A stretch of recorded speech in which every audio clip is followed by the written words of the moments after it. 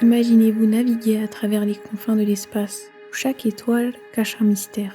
Parmi ces secrets, l'un des plus intrigants se dissimule dans les sables sinueux d'Arrakis. Aujourd'hui, nous embarquons pour une épopée dans les galaxies lointaines de Dune 2, une œuvre cinématographique qui a su fasciner des millions de spectateurs à travers le monde. Adapté de l'œuvre de Frank Herbert, ce 10e volet de la saga nous transporte une fois de plus dans un monde riche en intrigues et en aventures. Dans cette vidéo, nous allons explorer les points qui font de ce film une expérience unique. Des performances d'acteurs captivantes à une direction artistique soignée, en passant par une bande-son qui vous emportera dans les méandres de son intrigue, Dune 2 vous offre un voyage visuel et intellectuel que vous n'oublierez pas de sitôt. Bienvenue à bord du Humble, une série de vidéos dans lesquelles mes modestes avis et analyses vous ouvrent les portes d'une réflexion sur les jeux et le cinéma. Décollage immédiat, direction les dunes de l'imaginaire et les secrets d'Arrakis.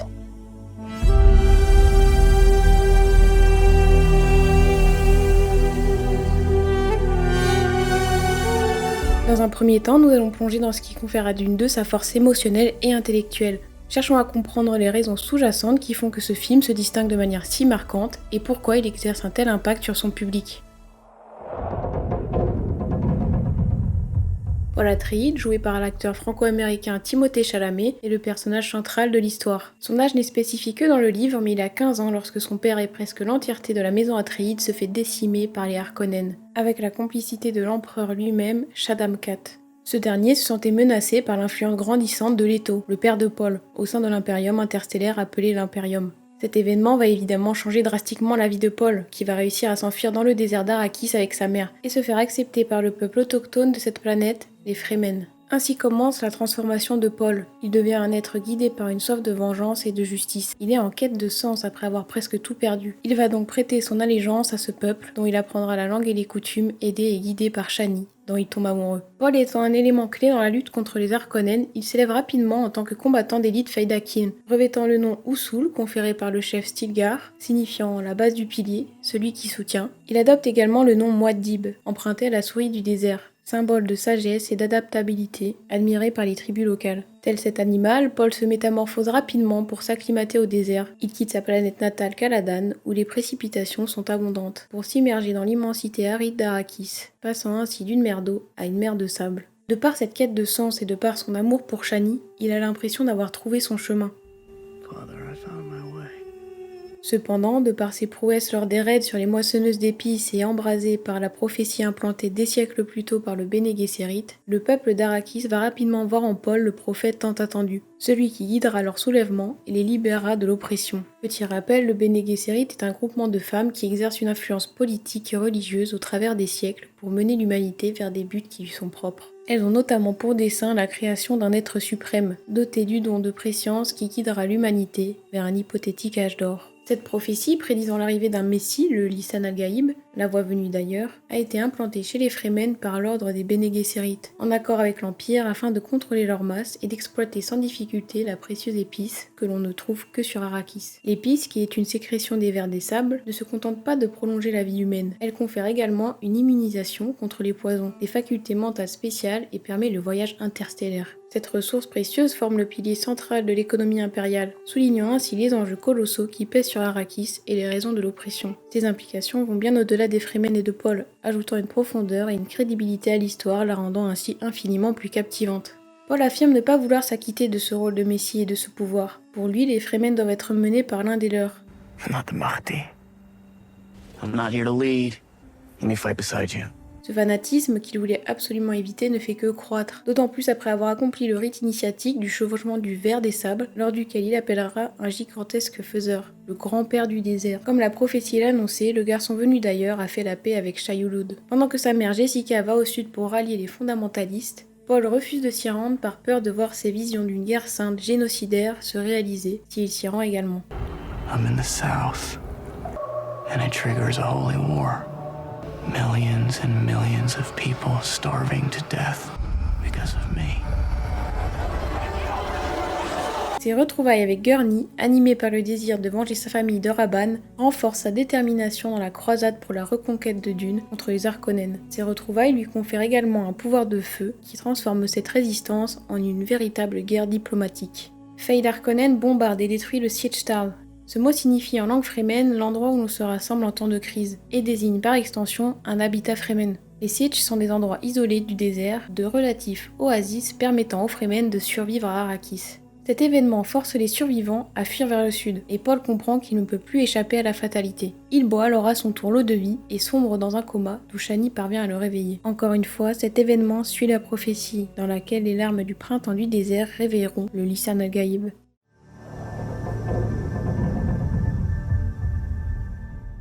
Tout ce que je viens de vous raconter, c'était pour vous resituer dans l'histoire en donnant quelques informations complémentaires et pour vous mener à ce moment clé. Cet instant marque un tournant décisif dans l'évolution de Paul, brillamment incarné par Timothée Chalamet, qui s'approprie le personnage à la perfection.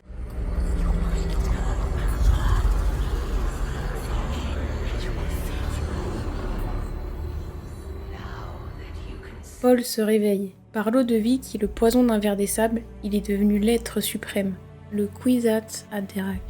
Un homme qui peut avoir la mémoire ancestrale féminine et masculine et dont les pouvoirs mentaux combleraient l'espace et le temps. Il arbore dorénavant un charisme, un aplomb et une aura de leader incontestée. Son regard est complètement métamorphosé, machinal, implacablement réfléchi et fixé sur ses objectifs. Un regard dénué d'hésitation et conscient de son destin immuable. Villeneuve soulignera lui-même: Timothée peut avoir l'air d'un ado, mais il a une incroyable gravité dans le regard. Je l'ai vu se métamorphoser et j'ai su que je ne m'étais pas trompé. Je tenais mon Paul Atreides. Le langage corporel subit également une transformation saisissante. Désormais, ses mouvements sont mesurés. Our enemies are all around us. And in so many futures they prevail. But I do see a way.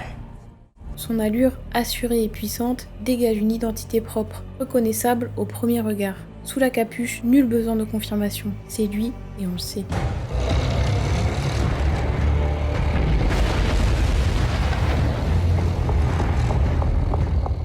Il adopte une démarche voûtée, presque animale, primitive, prédatrice. Tel un chef de meute, il s'approche de sa proie et l'achève au moment le plus opportun, ce moment de faiblesse où personne ne viendra l'aider. Paul dit justement à Vladimir: You die like an animal.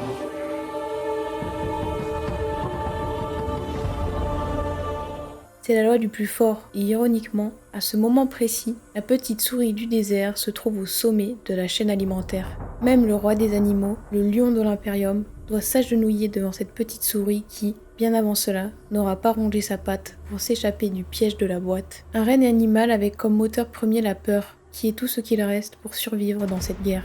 Le jeu de Chalamet est d'une justesse incroyable. Une force mystique émane du personnage lors du discours du conseil.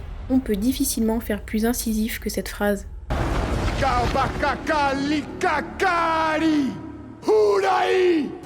Denis Villeneuve le dit d'ailleurs lui-même. Timothée a un talent et une maturité de jeu énormes. Il a un charisme qu'on ne peut pas créer. On peut croire que ce jeune homme a la capacité de séduire et de diriger tout un peuple. Il est vrai que le film est plus tragique que le livre, car j'ai amplifié ce que voulait dire Frank Herbert. Sur le fait qu'il faut se méfier des leaders charismatiques, le livre est devenu douloureusement pertinent avec le temps. Il ajoute: J'ai vu Timothée évoluer devant la caméra, mais aussi derrière. C'est la première fois que j'ai la chance de voir quelqu'un s'épanouir et grandir comme ça. Ce qui se passe avec le héros se passe aussi avec lui. I am Paul Muad'Dib Atreides, Duke of Arrakis, Eludi Dina Heshidani, Nelisan al-Gaïb. En parlant de héros, la dualité du personnage de Paul Atreides est fascinante. D'un côté, il était justement destiné à devenir un héros dès sa naissance, fils de duc et d'une Bene Gesserit, avec un avenir de leader déjà tracé, amené sur Arrakis avec son père pour instaurer la paix. Mais cet héritage se transforme rapidement en tragédie lorsqu'il est confronté à la trahison de l'empereur et qu'il déclenche une guerre à l'échelle galactique. Frank Herbert a été déçu de la manière dont les gens ont perçu son livre, célébrant l'héroïsme de Paul alors qu'il voulait au contraire nous confronter au danger du fanatisme. Mais on peut se poser la question, qu'est-ce qu'un héros exactement ? Dans la mythologie grecque, un héros est un personnage qui accomplit des actes incroyables, dont on se souviendra longtemps. À l'opposé, un anti-héros est celui dont les actes extrêmement négatifs resteront en mémoire. De quel côté Paul se range-t-il ? C'est là toute la complexité du personnage. Car même si sa mère a décidé d'offrir un fils à Leto plutôt que de faire une fille, comme lui ordonnait l'ordre Bene Gesserit, il est mis au monde pour être quelqu'un de spécial. Il est le point culminant de millénaires de manipulation génétique entre les grandes lignées, notamment celle de la maison Atreides. Ceci minutieusement orchestré par les Bene Gesserit, dans le but de créer le Kwisatz Haderach, celui qui peut voir où personne ne le peut. Néanmoins, malgré ce destin qui lui est imposé, Paul va initialement refuser ce rôle de héros. Pourtant, en libérant Arrakis de son oppresseur séculaire, il accomplit un acte positif dont le peuple Fremen se souviendra longtemps. Si on suit la définition, c'est donc un acte héroïque. Cette dualité entre son désir de paix et sa destinée inévitable, entre sa soif de vengeance et son devoir envers les Fremen, le déchire. À la fin, malgré ses visions d'horreur, il fait son choix, déclenchant ainsi une guerre sainte. Cette évolution complexe fait de Paul un personnage d'une grande profondeur, oscillant entre la lumière et l'ombre, entre l'innocence et la culpabilité. Son parcours soulève des questions fondamentales sur la nature de l'héroïsme et sur les choix auxquels tout héros est confronté dans sa quête de destinée. Finalement, le personnage de Paul Atreides incarne véritablement la notion de héros tragique, un concept littéraire profondément ancré dans la culture occidentale, hérité de la Grèce antique. Il est ni innocent ni coupable, pris dans les filets implacables du destin. Paul n'a pas choisi de naître sous l'influence du Bene Gesserit, une force qu'il a façonnée génétiquement pour servir des desseins qui le dépassent. De même, il n'a pas choisi de voir sa maison et son père décimés, l'obligeant à fuir dans le désert, là où son destin a pris racine. Mais en même temps, il est coupable d'avoir laissé le fanatisme s'installer, de s'être emparé du conseil de guerre, et d'avoir réalisé les sombres incertitudes de Chani en imposant son contrôle sur les Fremen. La fin de Dune 2 nous laisse dans un état d'ambivalence profond. On peut voir Paul comme un héros triomphant, passant d'une situation désespérée à la position d'empereur. Pourtant, au fond de nous, nous ressentons le poids de la tragédie. Nous sommes pris entre une fin satisfaisante et une catastrophe imminente, tiraillés par des émotions contradictoires. Lead them to paradise.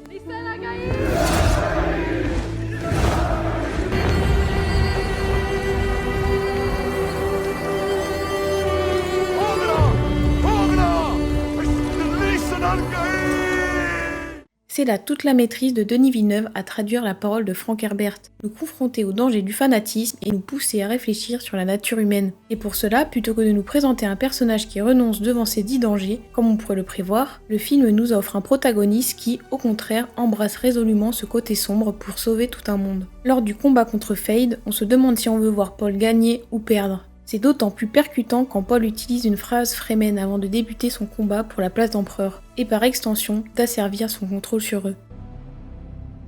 May thy knife chip and shatter. Dune 2 se déroule dans un futur lointain où, contrairement aux tendances habituelles de la science-fiction, qui mettent en avant une technologie avancée à son apogée, comme dans Matrix ou Terminator par exemple, ici c'est plutôt l'esprit humain qui l'est. En effet, Paul possède des pouvoirs spéciaux tels que la préscience, qui lui permet de percevoir le passé, le présent et le futur, ou encore tels que la voix de commandement, qui lui permet de manipuler les individus en utilisant certaines harmoniques de sa voix. Where instead of pushing technology, the human mind was pushed. Sortir de la salle de cinéma après avoir vu Dune 2, c'est être chamboulé au plus profond de soi. C'est entamer des discussions enflammées avec ceux qui ont partagé cette expérience avec nous. Le film remplit sa mission en nous poussant à questionner notre propre humanité, en nous laissant débattre sur les paradoxes de notre condition et de l'esprit humain. C'est toutes ces émotions contradictoires et ces réflexions qui font que Dune 2 est aussi émotionnellement engageant, percutant et qu'il se démarque autant.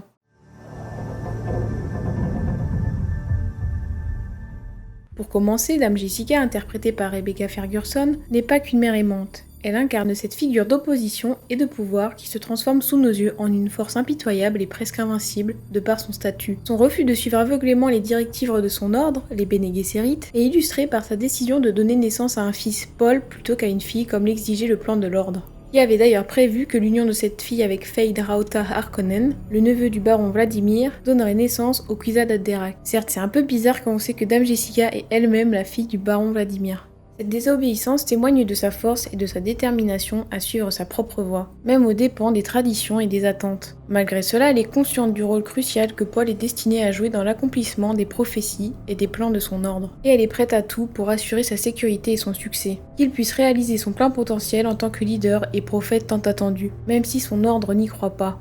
You're right. If we want to protect your brother, we need all the Fremen to believe in the prophecy. We need to start with the weaker ones, the vulnerable ones, the ones who fear us. Lorsque Dame Jessica accepte de devenir révérende mère en buvant l'eau de vie, elle s'engage dans un rituel éprouvant qui renforce sa puissance et son statut parmi le peuple d'Arrakis. Ce test symbolise une passation de pouvoir, permettant à Jessica d'accumuler l'héritage génétique des précédentes révérendes mères. Elles sont respectées et redoutées pour leur sagesse et leur pouvoir psychique. C'est donc un moment crucial où elle embrasse pleinement son rôle et son potentiel au sein de la communauté. Elle est une stratège habile et rapidement, elle parvient à rallier tout le nord d'Arrakis à sa cause, pour ensuite aller faire de même avec les fondamentalistes du Sud. À la fin du film, elle est donc révérende mère et bras droit de Paul, désormais empereur, lui conférant une influence considérable et un pouvoir indéniable dans l'Empire. Vous vous êtes peut-être demandé ce que voulaient dire les inscriptions sur son visage. C'est tout simplement la litanie contre la peur traduite dans la langue fremen. C'est le mantra de l'ordre Bene Gesserit que l'on peut entendre récité par Jessica à certains moments du film, ce qui prouve encore une fois sa dévotion et son attachement à cet ordre religieux. Cette litanie est un moyen d'accepter sa peur, de la surmonter et d'en faire une force. Parlons maintenant de Chani. Denis Villeneuve lui accorde une place de choix dans le film, bien plus que dans le livre, montrant qu'elle n'est pas seulement un intérêt amoureux, mais une alliée précieuse et une force motrice essentielle pour le protagoniste. Elle lui transmet tous les secrets du désert et lui montre la voie à suivre, contribuant ainsi de manière significative à façonner son destin. Elle est à la fois l'égale de Paul et son inspiratrice, et c'est la seule. Cette dualité s'incarne à l'écran et elle reste debout, seule, symbolisant son indépendance, sa force et ses idéaux forts au sein de l'histoire. Ou au contraire, elle est la seule à ne pas se lever. Chani représente la voix du peuple opprimé, celle qui refuse de se soumettre à l'autorité des puissants. Elle est la seule à oser exprimer son opinion en conseil de guerre, démontrant ainsi sa détermination à défendre les intérêts de son peuple, même dans des circonstances où d'autres restent silencieux par crainte ou par loyauté envers l'autorité en place. This prophecy is how they enslave us, how they dominate. You'll get yourself in trouble. Son engagement envers la cause des Fremen est donc inébranlable, et elle est prête à tout sacrifier pour assurer la liberté de son peuple. Son lien avec Paul est profondément ancré dans cette lutte commune, faisant d'eux un duo puissant et complémentaire dans leur quête de justice, du moins jusqu'à que Paul prenne le contrôle comme elle le craignait. Denis Villeneuve dit lors d'une interview « Paul a trahi Chani de plusieurs manières, mais ce qui compte le plus pour Chani, ce n'est pas qu'il s'agisse d'amour, c'est qu'il devienne le personnage qui maintiendra les Fremen dans leur prison mentale, un leader qui n'est pas là pour les libérer, mais pour les contrôler. C'est la tragédie de toutes les tragédies. Dans le livre, Chani n'est qu'une adepte, mais je me suis dit qu'elle pouvait être sceptique. Elle nous donne une distance critique sur le parcours de Paul. Je voulais m'assurer que le public comprendrait que Paul devient un personnage sombre, que ses choix sont exactement ce dont Chani avait peur. Il devient le colonisateur contre lequel les Fremen se battaient. Ainsi, le film deviendra ce récit symbolique que Frank Herbert souhaitait. Toute cette dynamique confère une profondeur et une complexité à son personnage, la propulsant bien au-delà du simple rôle d'intérêt amoureux. La scène finale qui clôture le film met en avant Chani, en colère et brisée par la tragédie récente. Une performance magistrale signée par Zendaya. Adapter Chani en une non-croyante, malgré son amour pour Paul, est un choix pertinent pour l'adaptation, car en plus de cette distance critique donnée par le personnage, cette décision ajoute une dimension tragique au duo principal, enrichissant ainsi leur relation d'une complexité émotionnelle supplémentaire qui nous impacte directement. Car il faut le dire, l'amour est quelque chose qui parle à tout le monde. Enfin, la princesse Irulan, interprétée par Florence Pugh, joue un rôle essentiel bien que plus discret que celui de Dame Jessica et Chani. En tant que fille de l'empereur, elle évolue principalement dans l'ombre, agissant avec prudence et mesure. Son influence est subtile mais néanmoins significative, car elle opère dans les coulisses du pouvoir pour servir les intérêts de son père. Elle incarne la subtilité du pouvoir, elle est calculatrice et prudente, utilisant sa position pour influencer les événements tout en évitant les confrontations directes.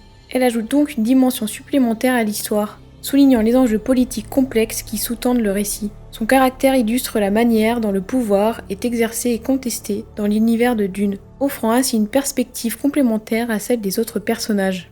Elle est une très bonne conseillère pour son père et l'une des élèves les plus remarquables de l'ordre Bene Gesserit. Ses actions redoutablement réfléchies ont donc un impact majeur sur le déroulement de l'histoire. How would you deal with this prophet? If this Muad'Dib is a religious figure, you can't use direct force. Repression only makes a religion flourish. Prophets get stronger when they die. You underestimate my Sardaukar. You underestimate the power of faith.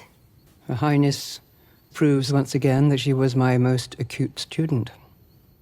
Ces personnages jouent un rôle essentiel dans l'intrigue, ce qui est mis en évidence par le fait qu'elles ouvrent chacun des films. Dans Dune partie 1, l'histoire débute avec la narration de Chani, tandis que dans Dune partie 2, c'est la princesse Irulan qui prend la parole. Il est plausible de penser que Dune partie 3 pourrait débuter avec une narration d'Alia, la petite sœur de Paul, qui est d'ailleurs un être exceptionnel puisqu'elle est capable de parler et d'interagir dès sa gestation dans le ventre de sa mère. Ce phénomène singulier est attribué à l'eau-de-vie et à l'héritage génétique Bene Gesserit qui ont influencé son développement prénatal d'une manière exceptionnelle.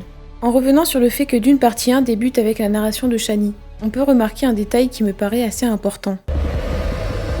Our warriors couldn't free Arrakis from the Harkonnens. But one day, By imperial decree, they were gone.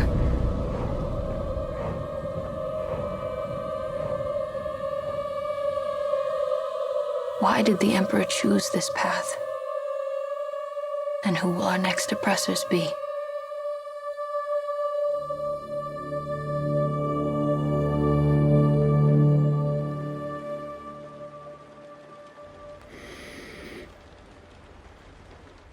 L'avez-vous remarqué, ce foreshadowing?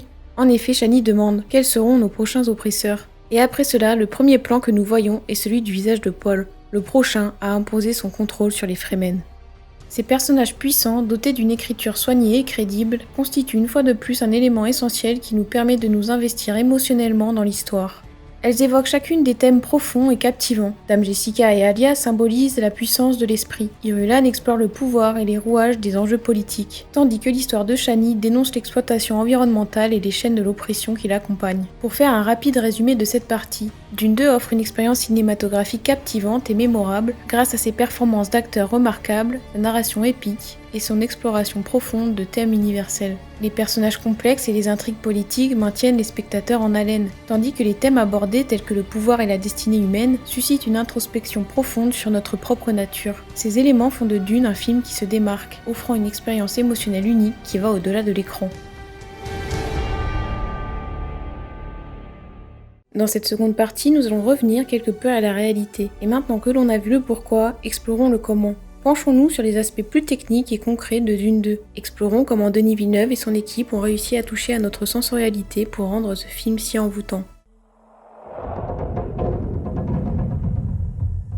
Denis Villeneuve, le réalisateur du film, est un passionné de Dune depuis son adolescence, et son amour pour cet univers transparaît dans son travail d'adaptation. Tous, dans notre adolescence, une série, les gens, la nouvelle génération, c'est beaucoup Harry Potter, des trucs comme ça, moi c'était, ou Le Seigneur des Anneaux, moi c'était Dune. J'ai vraiment accroché sur Dune, c'est vraiment une série que j'ai dévorée. Et quand je suis arrivé à Los Angeles et qu'on me demandait, mais ça serait quoi ton projet de rêve? La seule réponse qui me venait en tête, c'était Dune. Une de ses conditions obligatoires était de tourner dans le désert afin que les décors soient authentiques et naturels. Il tenait vraiment à capturer son immensité, sa beauté brute et son hostilité, mais aussi à capturer l'essence même du désert et de l'humain qui est ici remis à son échelle par rapport à la nature.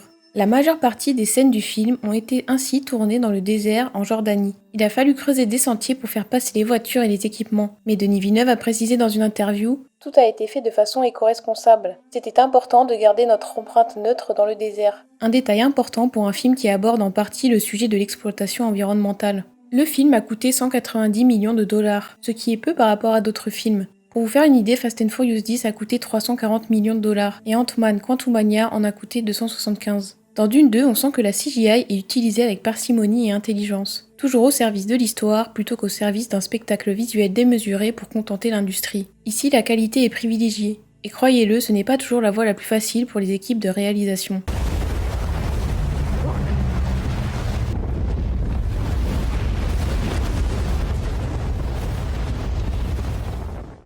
One of the most difficult shots I've done, the idea to have a stuntman running on a specific sand dune and at a perfect sunlight that will disappear, collapse in the sand dune. So in order to do so, what we did is that we created a sand dune where there were like 3 massive cylinders. Each cylinders will pull by a truck.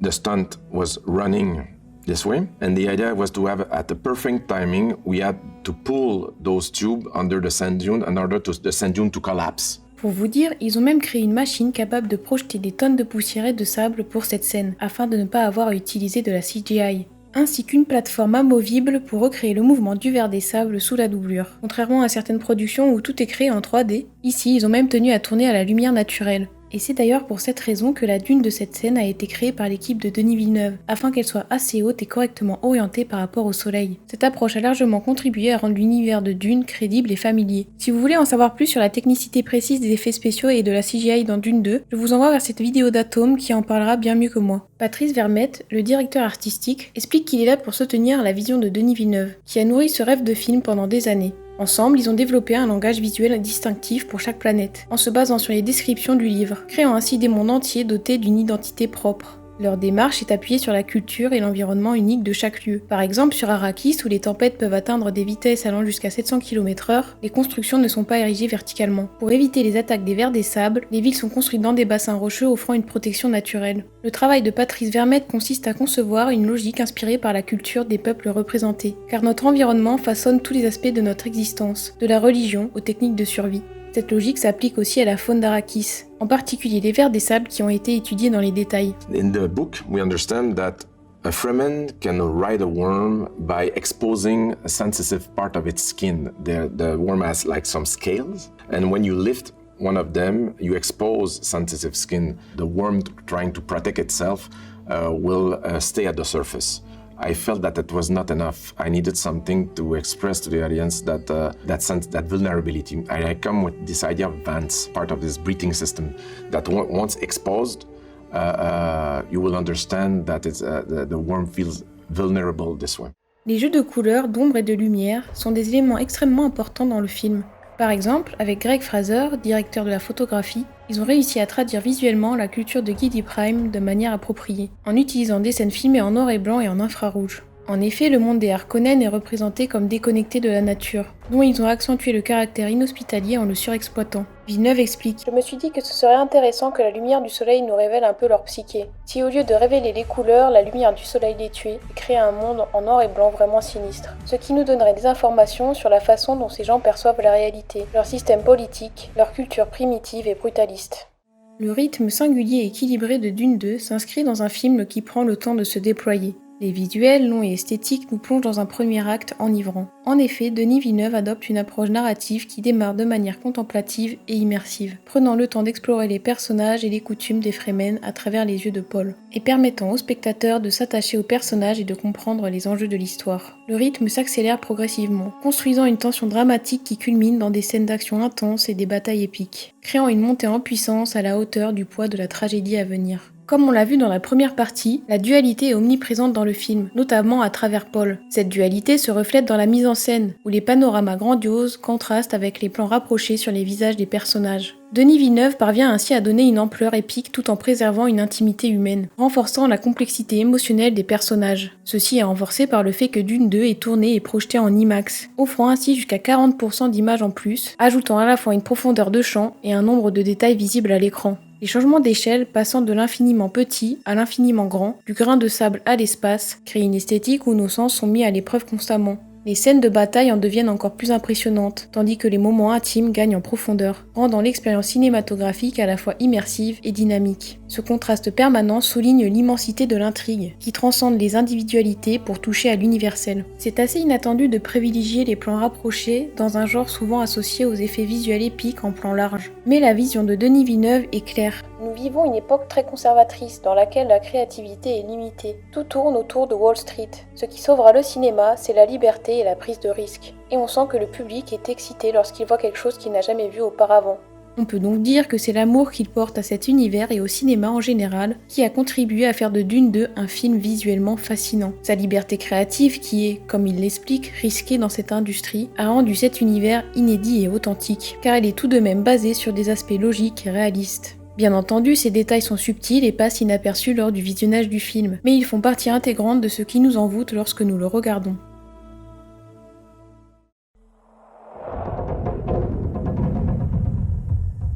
Les aspects sonores, parfaitement entremêlés aux images de Dune 2, jouent un rôle crucial dans l'immersion et l'atmosphère unique du film. Grâce à la vision de Hans Zimmer et de l'équipe de sound design, le spectateur est transporté dans un univers sonore aussi riche et complexe que l'histoire elle-même. Pour la petite anecdote, j'ai vu le film 3 fois au cinéma, une fois dans une salle équipée du Dolby Atmos. Pour faire simple, Dolby Atmos est une technologie audio qui favorise l'immersion en proposant un rendu surround avec des flux audio qui entourent le spectateur, diffusant le son sur un plan horizontal et vertical. J'ai vu le film une autre fois en 4DX et une dernière fois dans une salle sans Dolby Atmos. Résultat, l'expérience s'est révélée bien moins impactante dans la salle dépourvue de Dolby Atmos. La bande-son et le sound design constituent bien un tiers de l'impact du film. Dune 2 est un film à voir absolument sur grand écran, mais il est crucial de le vivre avec un système de son à la hauteur. Mais revenons à Hans Zimmer. Ayant lu le livre à l'âge de 14 ans, il est lui aussi un grand fan de cet univers, à l'image de Denis Villeneuve. Lorsqu'il a commencé à composer pour Dune 2, il a voulu conserver cet esprit d'adolescent passionné pour apporter sa propre vision à l'œuvre. Zimmer s'est entouré d'une équipe talentueuse et il tient à souligner que le génie de cette bande sonore ne tient pas que de lui. Il a cherché à créer de nouveaux sons et instruments pour renforcer l'impression que nous sommes véritablement sur une autre planète. Par exemple, avec son flûtiste Pedro Eustache, ils ont conçu un nouvel instrument à partir de PVC pour atteindre les sonorités qu'ils désiraient. I actually made a sub-contra bass duduk by putting this into a very long tube of PVC, and I cut the thing to get the different tones. So it's an instrument that doesn't exist anywhere. Hans Zimmer a également choisi d'utiliser divers types de flûtes, comme le doudouk ou le zurna, des hautbois moins couramment entendus pour illustrer et texturer le son du vent dans les dunes. Tout cela offre un dépaysement total par rapport aux autres productions de science-fiction où les orchestres européens prédominent, comme Star Wars par exemple. Cependant, selon Hans Zimmer, tout cela sert de tremplin pour ce qui restera toujours pertinent, la voix humaine.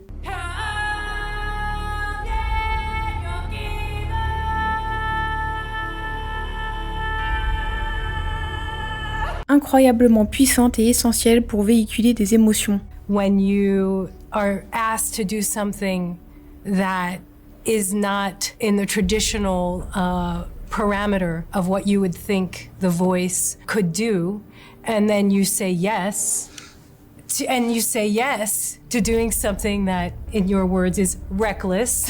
Yes. Amazing things start to happen. But we were talking about that Dune has its own rhythm.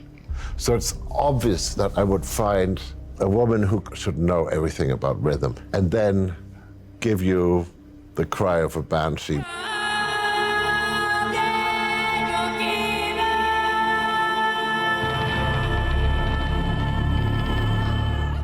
Strength, there's a force that hits you, even without, reverb and compressors and all sorts of stuff.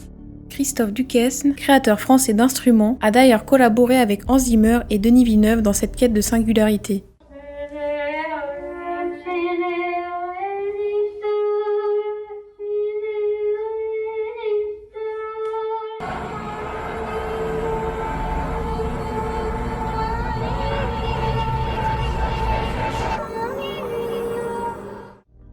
Effectivement, j'ai pas décrit complètement l'onde. Elle a deux tables d'harmonie, mais elle a une boîte. C'est aussi une boîte fermée, comme un violon. Donc on a la soundbox, la caisse de résonance fermée. Et il y a des résonances à l'intérieur qui vont donner aussi une couleur au son particulier. Cette approche unique a donc grandement contribué à l'univers sonore de Dune 2. Zimmer nous offre également un thème principal, une musique qui peut représenter l'amour entre Paul et Chani, chargée d'une grande force émotionnelle et qui demeure présente jusqu'à la toute fin du film, ce qui manquait un peu au premier opus d'ailleurs.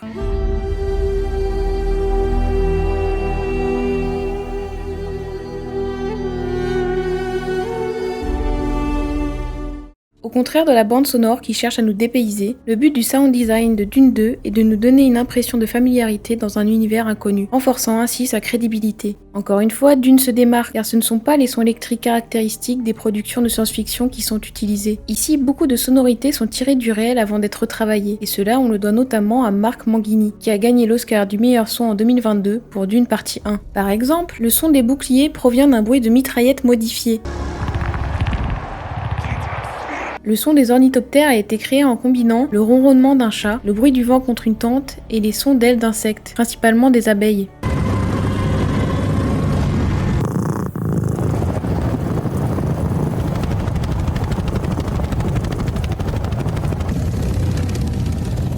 Pour reproduire le son des vers des sables, Marc Manghini est même allé jusqu'à se mettre un micro au fond de la gorge, pour vous dire le niveau d'investissement. I took a little lavalier mic, maybe like the one I have on, and I did this, I went,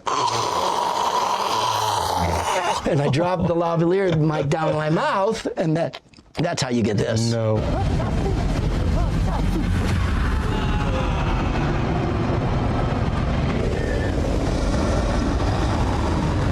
Il y a aussi une volonté de capturer le son réel des choses, plutôt que de les reproduire artificiellement. Les dunes de sable, par exemple, font leur propre bruit en se déplaçant au gré du vent, produisant un gémissement unique.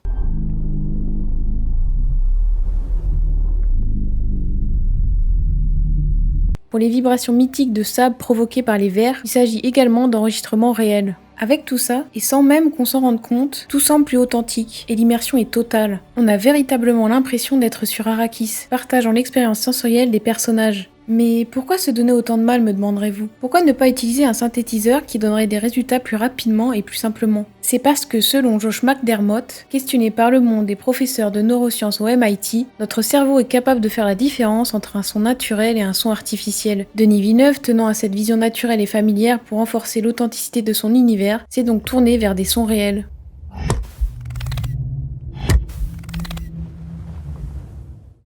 Vous vous souvenez quand je disais plus tôt que le son représentait un tiers du film? Je pense que maintenant vous comprenez pourquoi. Pour récapituler rapidement, la musique et le sound design de Dune 2 sont cruciaux à son immersion totale. Hans Zimmer, passionné par l'univers de Dune, a composé une bande sonore unique, employant des instruments inédits et des sonorités exotiques pour transporter les spectateurs sur une toute nouvelle planète. Le sound design, lui, apporte une authenticité palpable. En utilisant des sons naturels et minutieusement travaillés, Manghini crée un paysage sonore vraisemblable. Des boucliers aux ornithoptères, chaque élément sonore ancre le film dans une réalité concevable sans effort. C'est en combinant une bande sonore qui fait voyager notre imaginaire avec un sound design qui rend l'univers tangible et familier que Dune 2 nous fait danser sur le fil de l'irréel, offrant ainsi une expérience envoûtante et inoubliable. On aurait pu creuser cette deuxième partie bien plus loin, et j'avais peur que la vidéo soit beaucoup trop longue. Donc à présent, je vous propose de remonter à bord du Humble, car notre périple dans les dunes de sable touche à sa fin.